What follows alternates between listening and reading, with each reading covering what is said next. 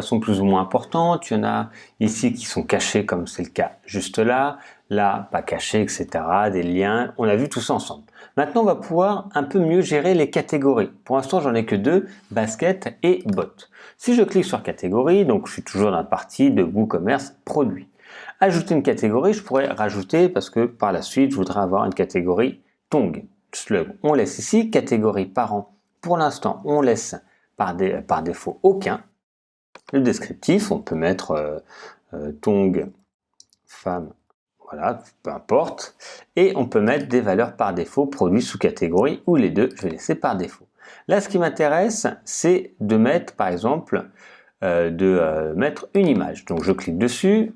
Donc là, je vais télécharger une image dans le dossier que j'ai. Donc, Tong.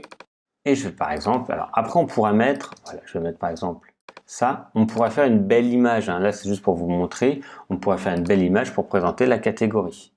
Et ici, je fais ajouter une catégorie. Ça va arriver directement ici. Si je veux modifier celle-ci, basket, j'ai juste besoin de cliquer sur basket.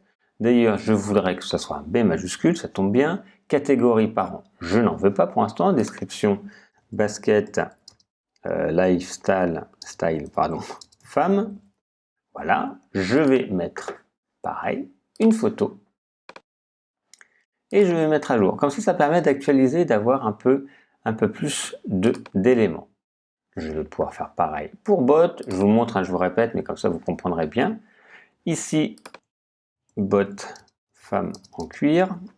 Voilà, je vais mettre une image et je fais mettre à jour.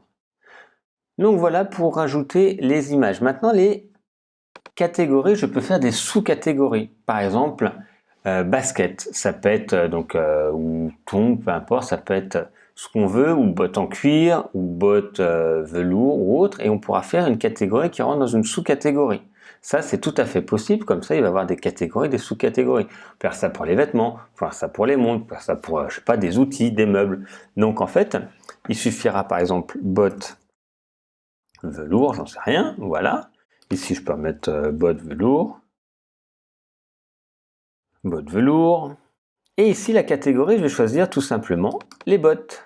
Je fais ici, alors je ne sais même pas si j'ai une botte en velours, hein, je vous ai dit ça, mais je ne sais plus si, non, une des trois bottes était en velours, elles étaient toutes en cuir, c'est pas grave, je vais en prendre une au hasard.